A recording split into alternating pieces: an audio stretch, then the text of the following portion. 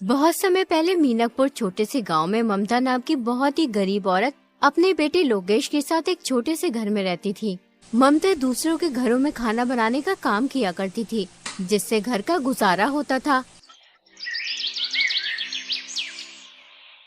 एक दिन ममता लोकेश से कहती है, लोकेश बेटा, जा भानु भैया की दुकान से घर का राशन ले आ। अगर वो पैसे मांगे तो कह देना कि पैसे अगले महीने दे देंगे। ठीक है माँ, मैं अभी राशन ले आता हूँ। लोकेश भानु की दुकान पर राशन लेने पहुंच जाता है। वो भानु से कहता है, भानु भैया, माँ ने राशन मंगाया है। उन्होंने कहा है कि पैसे अगले महीने दे देंगे। तुमने मुझे क्या समझ रखा है जो मुंह उठाए उधार लेने चले आते हो यहाँ? अरे उधार की वजह से मेरी दुकान बंद होने की कगार पे है। अभी तुमने पहले के पैसे दिए नहीं है और उधार लेने चले आए। देखो भाई, मैं उधार का कोई सामान नहीं दे सकता। भानु दुकानदार की ये बात सुनकर लोकेश अपने घर की ओर चल पड़ता है और वो सोचने लगता है, मैं कितना अभागा हूँ जो 2 वक्त के खाने के लिए पैसे नहीं जुटा सकता। माँ किस तरह दूसरों के घरों में काम करती है। अब मुझसे उनका दुख देखा नहीं जाता। बेचारी कब तक दूसरों का काम करती रहेंगी। मुझे कोई काम जरूर करना होगा। शायद अब वक्त आ गया है कि मुझे अपनी जिम्मेदारी संभालनी होगी, ताकि मैं अपनी माँ को इस स्थिति से निकाल सकूं और उनकी जिंदगी में थोड़ी खुशियां ला सकूं। लोकेश ये सोच ही रहा था, तभी उसकी नजर एक ऋषिवर पर पड़ी। ऋषिवर ने लोकेश को अपने पास बुलाया और बोले, क्यों उदास हो प्यारे बेटे? तुम्हें देखकर ऐसा लगता है जैसे तुम किसी बड़ी समस्या से जूझ रहे हो। ऋषिवर, मैं एक गरीब लड़का हूँ। मेरे पास कुछ नहीं है, सिर्फ एक सपना है कि एक दिन मैं अपनी माँ की मदद कर सकूं। वो दूसरों के घरों में जाकर काम करती है, फिर भी उन्हें इतने पैसे नहीं मिलते जिससे पूरे महीने का गुजारा हो जाए। मुझे तो समझ में नहीं आ रहा कि मैं क्या करूं। मेरी जिंदगी में आगे क्या होगा। तुम्हारे मन में जो सपना है वो एक दिन जरूर पूरा होगा। बेटा, तुम बड़े तकदीर वाले हो। तुम्हारा भाग्य बहुत उज्जवल है। बहुत ही जल्दी ऐसा वक्त आएगा जब हर किसी की जुबान पर सिर्फ तुम्हारा नाम होगा। लेकिन मैं तो केवल एक साधारण सा लड़का हूँ। मेरे पास तो साधन भी नहीं है और ना ही मैं कोई राजा हूँ। फिर हर किसी की जुबान पर मेरा नाम क्यों होगा स्वामी? मैं समझ नहीं पा रहा हूँ कि आप क्या कहना चाहते हैं। इस संसार में हर एक व्यक्ति की कहानी अनोखी होती है और तुम्हारी कहानी अभी शुरू हुई है। इतना कहकर ऋषिवर वहाँ से चले जाते हैं। लोकेश को उनकी कोई भी बात समझ नहीं आती है और फिर लोकेश भी अपने घर चला जाता है। बेटा, तू खाली हाथ क्यों चला आया? मैंने तो तुझे घर का राशन लेने भेजा था। माँ, भानु भैया ने उधार राशन देने के लिए मना कर दिया है। वो कह रहे थे कि मैं तुम्हें और उधारी नहीं दे सकता। तुम्हारे ऊपर पहले के ही बहुत पैसे हैं। कोई बात नहीं बेटा, मैं आज मालकिन से पैसे लेकर आऊंगी। तू भानु का हिसाब कराना। जा तू खाना खा ले। माँ, मैं खाना बाद में खाऊंगा। आप पहले मुझे एक बात बताओ। जब मैं रास्ते में आ रहा था तो मुझे एक ऋषिवर मिले थे। वो कह रहे थे कि मैं बहुत तकदीर वाला हूँ। कुछ ही दिनों में हर किसी की जुबान पर मेरा ही नाम होगा। मैं तो उनकी बात समझ ही नहीं पाया। अगर तुम्हें कुछ समझ में आया तो तुम मुझे बताओ माँ। क्या सच में उन्होंने ऐसा कहा? हाँ माँ, उन्होंने ऐसा ही कहा। बेटा, जब तेरा जन्म हुआ था तब भी एक ऋषि ने मुझसे कहा था कि ये तेरा बेटा बहुत भाग्यशाली है, बड़ा होकर ये राजकुमार बनेगा। लेकिन मैंने उनकी बात पर कुछ ध्यान नहीं दिया था। माँ, ये सब फिजूल की बातें हैं। भला एक गरीब माँ का बेटा राजकुमार कैसे बन सकता है? राजकुमार तो राजा का बेटा बनता है। तुम सही कहते हो लोकेश, लेकिन कभी कभी ये भविष्यवाणी सच भी हो जाती है। मैंने खुद अपनी आंखों से भविष्यवाणियों को सच होते हुए देखा है। हमारे गांव में सुनीता नाम की एक औरत ने एक बेटी और बेटे को जन्म दिया था। उन बच्चों की खुशी में उस औरत के पति महेंद्र ने आसपास के सभी गांवों में दावत की थी। वो औरत भविष्यवाणी में बहुत विश्वास करती थी, इसलिए उसने अपने बच्चों का भविष्य पूछने के लिए एक ऋषि को बुलाया। उस ऋषि ने उससे कहा, मैं तुम्हें इन बच्चों का भविष्य नहीं बता सकता और तुम्हारे लिए भी यही बेहतर होगा कि तुम कभी भी इन बच्चों का भविष्य जानने की कोशिश मत करना, वरना तुम्हारा ये खुशहाल जीवन पल भर में दुख में बदल जाएगा। लेकिन ऋषिवर, ऐसा क्या है इन बच्चों के भविष्य में जो आप हमें बताना नहीं चाहते? हमने तो ऐसा कोई पाप नहीं किया है जिसकी सजा इन बच्चों को मिले। कितनी दुआओं के बाद ईश्वर ने हमें ये 2 जुड़वा बच्चे दिए हैं। कृपया करके आप मुझे बताएं, इन बच्चों के भविष्य में क्या लिखा है? ठीक है, अगर तुम अपने बच्चों का भविष्य जानना चाहती हो तो सुनो। तुम्हारा ये बेटा बड़ा होकर अपनी जुड़वा बहन से शादी करेगा। ऋषि की ये बात सुनकर सुनीता के होश उड़ गए। ऐसा कैसे हो सकता है ऋषिवर? भला एक भाई अपनी बहन से कैसे शादी कर सकता है? मैं ये भविष्यवाणी नहीं मानता। तुम झूठ बोल रहे हो। मैं आपकी बातों पर विश्वास नहीं कर सकता। अगर बेटा तुम्हें मेरी बातों पर विश्वास नहीं तो कोई बात नहीं, जब समय आएगा तो तुम सब खुद देख लोगे। इतना कहकर ऋषिवर वहां से चले जाते हैं।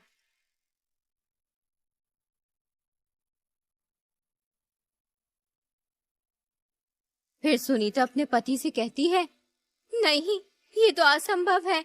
मेरे बच्चे आपस में विवाह नहीं कर सकते। चाहे कुछ भी हो जाए, मैं ऐसा नहीं होने दूंगी। मुझे अपनी बेटी को मरवा देना चाहिए, तभी ये भविष्यवाणी गलत साबित होगी। तुम ये क्या बेहुदा बात कर रही हो? उस आदमी की बातों में आकर तुम इस मासूम की जान लेना चाहती हो? कितने वर्षों बाद ईश्वर ने हमें औलाद का सुख दिया और तुम कह रही हो कि हम इस मासूम बच्ची को मरवा दें? मैं ऐसा नहीं करना चाहती, लेकिन हमें इन भविष्यवाणियों को हल्के में नहीं लेना चाहिए, क्योंकि ये भविष्यवाणियां मेरे जीवन में एक महत्वपूर्ण भूमिका निभाती आई हैं। कई बार ऐसा हुआ है जब मैंने इनकी अनदेखी की है तो मुझे इसका नुकसान उठाना पड़ा। हमें इन भविष्यवाणियों को गंभीरता से लेना चाहिए, क्योंकि ये सिर्फ शब्द नहीं है बल्कि हमारे भविष्य के संकेत हैं। इसलिए इस भविष्यवाणी को नजरअंदाज करना हमारे लिए सही नहीं होगा।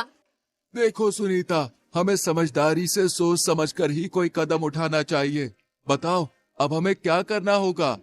तुम इस बच्चे को कहीं दूर ले जाकर मार दो। हमें ना चाहते हुए भी ऐसा करना ही होगा। इसी में हमारी भलाई है। अगर भविष्यवाणी सच हो गई तो अनर्थ हो जाएगा। ठीक है, जो आज तक किसी ने नहीं किया वो मैं करूंगा। अपने ही हाथों से अपनी बच्ची की जान लूंगा। तुम इस बच्ची को किसी कपड़े में लपेट दो जिससे मुझ पर किसी को शक ना हो।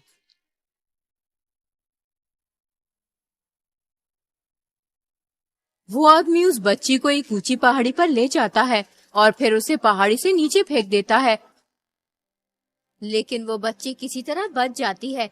एक अमीर आदमी उस जगह से गुजर रहा होता है, तभी उसकी नजर उस बच्ची पर पड़ती है। अरे वाह, कितनी प्यारी बच्ची है। लेकिन ये बच्ची इस जंगल में क्या कर रही है? इसे यहाँ पर कौन छोड़कर गया होगा? मुझे इसे अपने साथ लेके जाना चाहिए, वरना इसे कोई जंगली जानवर खा जाएगा। वो अमीर आदमी उस बच्ची को अपने घर ले जाता है। अरे कहाँ हो भाग्यवान, जरा जल्दी इधर आओ। ये देखो मेरे साथ कौन आया है। अरे ये किसका बच्चा उठा लाए हैं आप? मैं क्या तुम्हें कोई बच्चा उठाने वाला दिखाई देता हूँ? अरे नहीं, मेरा मतलब वो नहीं जो आप समझ रहे हैं। मेरे कहने का मतलब ये है कि तुम्हें ये बच्चा कहाँ से मिला? ये नन्ही परी मुझे पहाड़ियों वाले जंगल में मिली है। पता नहीं इसे वहाँ पर कौन छोड़ के गया था। मुझे इस बच्ची पर दया आई और मैं उसे उठा के ले आया। ये तुमने बहुत अच्छा किया जिस बच्ची को अपने साथ ले आए। देखो ये बच्ची कितनी सुंदर है, देखने में बिल्कुल चांद का टुकड़ा लग रही है। आज से ये बच्ची हमारे परिवार का हिस्सा है। हम इसे भी अपने बेटे सुहन की तरह ही पालेंगे। अब से हमारे एक नहीं बल्कि 2 बच्चे हैं। यूं ही कई वर्ष बीत जाते हैं। अब वो दोनों भाई बहन बड़े हो चुके होते हैं। अपने बेटे को जवान होता देख सुनीता और उसका पति बहुत खुश होते हैं कि भविष्यवाणी गलत साबित हुई, लेकिन होना तो वही था जो तकदीर में लिखा था।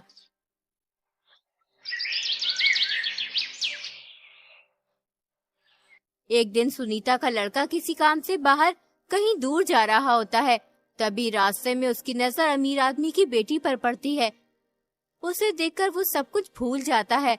वो अपने माँ बाप को बगैर कुछ लड़की से शादी कर लेता है और उस लड़की घर ले आता है। माँ, मैंने इस लड़की से शादी कर ली है। ये सेठ हमीर चंद की बेटी है। बेटा, तुझे शादी करने की इतनी भी जल्दी क्या थी? एक बार हमसे पूछ तो लेता। आखिर हम तेरे माता पिता हैं।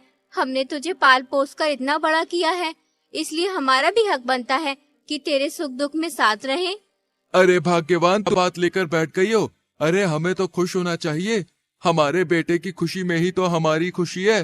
बेटी, तुम बहुत दूर से चल के आई हो, जाओ थोड़ा आराम कर लो। बेटी, तुम कितने भाई बहन हो? सासू जी, हम 2 भाई बहन हैं, लेकिन मैं सेठ अमीर चंद की सगी बेटी नहीं हूँ। मैं तो उन्हें पहाड़ी के पास मिली थी। लेकिन उन्होंने मुझे कभी माँ पापा की कमी महसूस नहीं होने दी। अपने बेटे की बहू के मुंह से ये बात सुनकर सुनीता सब समझ जाती है कि ये लड़की हमारी बेटी है। वो इस बात को अपने पति महेंद्र को भी बताती है कि भविष्यवाणी सच साबित हुई। ये बात किसी तरह सुनीता के बेटे को भी पता चल जाती है कि जिस लड़की से उसने शादी की है वो उसकी सगी बहन है, इसलिए वो अपनी जान ले लेता है और फिर वो लड़की भी मर जाती है। ये तो बहुत बुरा हुआ। इस बात को सुनकर मुझे पूरा विश्वास हो गया कि भविष्यवाणियां सच होती हैं। हमें इन्हें हल्के में नहीं लेना चाहिए। हाँ बेटा, मैं तुझे यही समझा रही थी कि इन भविष्यवाणियों को झूठ समझने की कोशिश मत करना। इसका मतलब वो ऋषिवर सच कह रहे थे कि मेरे मन में जो सपना है वो एक दिन जरूर पूरा होगा और बहुत जल्दी मेरा भाग्य उज्जवल होगा। उसके बाद हर किसी की जुबान पर सिर्फ मेरा नाम होगा। जिस राज्य में लोकेश रहता था उस राज्य का राजा सूरजमहल बहुत ही शांतिप्रिय और दयालु था। उसके शासन में सभी खुश रहते थे। प्रजा भी राजा को बेहद पसंद करती थी। हर कोई गर्व महसूस करता था कि वे ऐसे राज्य में रहते हैं जहां एक शांतिप्रिय और समझदार राजा शासन कर रहा है। राजा के राज्य की इस उचित व्यवस्था के पीछे जिस आदमी का हाथ था वो थे उनके सबसे प्रिय सलाहकार रघुवीर सिंह। रघुवीर सिंह के रहते राजा को कभी कोई दिक्कत महसूस नहीं हुई, लेकिन अचानक एक दिन रघुवीर सिंह की मृत्यु हो गई। इससे राजा को बहुत दुख हुआ। अब उनके प्रमुख सलाहकार का पद खाली पड़ा था। वो चाहते थे कि पूरे राज्य में सबसे बुद्धिमान और जवान आदमी को ये पद मिले, इसलिए वो अपने मंत्री से कहते हैं, पूरे राज्य में घोषणा करवा दो कि जो भी व्यक्ति राजा की 3 पहेलियों का सही जवाब देगा उसे राजा 1000 सोने के सिक्के और अपना प्रमुख सलाहकार नियुक्त करेंगे। अगले ही दिन मंत्री ढिंडोरची को घोषणा करवाने के लिए भेज देते हैं। सुनो ए लोगों, महाराज सूरजमल का ताजा फरमान जरा गौर से सुनो। महाराज के सबसे प्रिय सलाहकार रघुवीर सिंह की अचानक मृत्यु हो गई है, इसलिए अब उनका पद खाली है। जो भी व्यक्ति महाराज की 3 पहेलियों का सही जवाब देगा उसे महाराज 1000 सोने के सिक्के और अपना प्रमुख सलाहकार नियुक्त करेंगे। कौन जाने अब हमारे मुल्क का क्या होगा। क्यों बाबा, कोई आफत आ गई है सलाहकार की मृत्यु होने से? बेटा, आफत तो कुछ नहीं आई। रघुवीर सिंह बहुत ही अच्छा इंसान था। ईश्वर अच्छे इंसान को जल्द ही अपने पास बुला लेता है। बेचारा हमेशा प्रजा की भलाई चाहता था। मैंने कितने ही सलाहकारों को बदलते देखा है, मगर यकीन मानो रघुवीर सिंह जैसा कोई नहीं था। वो हमेशा गरीब मजलूम लोगों के हित में ही सोचता था। पता नहीं अब राजा का नया सलाहकार कौन बनेगा जो हम जैसे गरीबों के बारे में सोचेगा। अगले ही दिन राजमहल में बहुत से आदमी जाते हैं, लेकिन कोई भी राजा की पहेलियों का जवाब नहीं दे पाता है। यूं ही 3 दिन गुजर जाते हैं। एक दिन लोकेश अपनी माँ से कहता है, माँ, क्यों ना एक बार मैं महाराज के पास जाकर इन पहेलियों का जवाब दूं?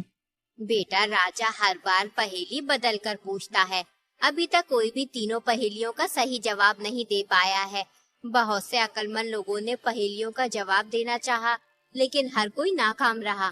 तुम उन अमीर लोगों के बीच कैसे जा सकते हो? वहाँ बहुत ही तजुर्बेकार और होशियार लोग आए हुए हैं। माँ, बिल्कुल भी परेशान ना हो, मैं महाराज के पास जरूर जाऊंगा।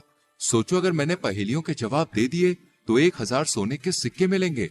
फिर तुम्हें किसी के घर जाकर काम करने की जरूरत नहीं होगी और मैं भी महाराज का सलाहकार बन जाऊंगा। ठीक है बेटा, तू इतना कह ही रहा है तो जा। मेरी दुआएं तेरे साथ हैं। ईश्वर तेरी हिफाजत करे।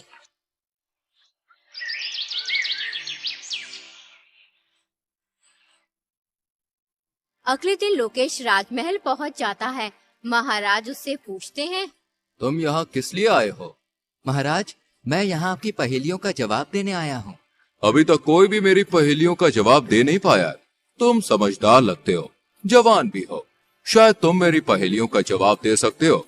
जैसा कि तुम शर्त जानते ही हो, जो भी पहेलियों का सही जवाब देगा वो मेरा सलाहकार बनेगा और उसे इनाम में 1000 सोने के सिक्के दिए जाएंगे। ठीक है महाराज, मैं आपकी पहेलियों का जवाब देने के लिए तैयार हूँ। तो बताओ, तुम्हारे अनुसार सबसे बड़ा धन क्या है? महाराज, सबसे बड़ा धन संतोष है। जब मन शांत होता है तो इंसान सबसे अमीर होता है। बहुत खूब। अब दूसरे सवाल का जवाब दो। जीवन में सबसे बड़ा ज्ञान क्या है? महाराज, जीवन में सबसे बड़ा ज्ञान ये है कि खुद को जानना और समझना। जब हम अपने आप को पहचानते हैं तब हम दूसरों को भी समझ पाते हैं। सही उत्तर। अब तीसरा और आखिरी सवाल, सच्ची मित्रता का अर्थ क्या है? महाराज, सच्ची मित्रता वो है जब एक मित्र दूसरे की खुशियों में खुश और दुखों में दुखी होता है, बिना किसी स्वार्थ के। बहुत अच्छे, तुमने तीनों सवालों के सही जवाब दिए हैं। तुम वाकई में बुद्धिमान हो। आज से तुम मेरे सलाहकार हो। मंत्री, इसे 1000 सोने के सिक्के दे दिए जाए। कल से तुम अपना पद संभालोगे। लोकेश 1000 सोने के सिक्के लेकर अपने घर चला जाता है। लोकेश को देखकर ममता बहुत खुश होती है। वो लोकेश से कहती है, बेटा, जब से तू गया है तब से ही मैं तेरे लिए दुआ कर रही थी कि तू कामयाब हो, और ईश्वर ने मेरी दुआ सुन ली। अब हमारी सारी मुसीबतें दूर हो जाएंगी। हाँ माँ, अब तुम्हें किसी भी चीज की चिंता करने की जरूरत नहीं है। आज से तुम्हें दूसरों के घरों पे जाकर काम करने की भी कोई जरूरत नहीं है। बेटा, मेरी पूरी जिंदगी दुख और तकलीफों में कट गई। आज सालों बाद तूने मुझे ये खुशी दिखाई है। अगर आज तेरे पिताजी जिंदा होते तो बहुत खुश होते। पूरे राज्य में ये बात फैल जाती है कि ममता का बेटा राजा का सलाहकार बन गया है। सब बहुत खुश होते हैं क्योंकि लोकेश बहुत ही समझदार और नेक लड़का था। एक दिन लोकेश महल से अपने घर जा रहा होता है। तभी रास्ते में दो भाई एक घोड़ी के बच्चे के ऊपर झगड़ते हुए दिखाई देते हैं। लोकेश उनके पास जाकर बोला, आखिर तुम दोनों लड़ क्यों रहे हो? जिस आदमी को तुम मेरे सामने खड़ा देख रहे हो, ये मेरा बड़ा भाई है। ये एक नंबर का झगड़ालू इंसान है। ईश्वर इसे गारत करे। हमारे पिताजी जो भी छोड़कर मरे थे, हमने उसे आपस में बांट लिया। मेरे हिस्से में घोड़ी आई थी, उस घोड़ी ने एक बच्चा दिया। ये बेईमान इंसान उस घोड़ी के बच्चे को अपना बता रहा है। जरा आप इसे समझाइए। जब बच्चा मेरी घोड़ी ने दिया तो वो घोड़ी का बच्चा मेरा हुआ या इस बकबक का? ये नामुराद झूठ बोल रहा है।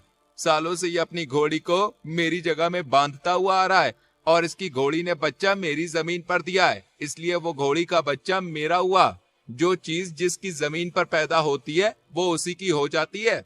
लोकेश समझ गया ये दोनों पागल हैं, इसलिए वो उनसे बोला, तुम्हारी समस्या तो बहुत गंभीर है। तुम्हें राजा के पास जाना चाहिए, वो ही तुम्हारा फैसला कर सकते हैं।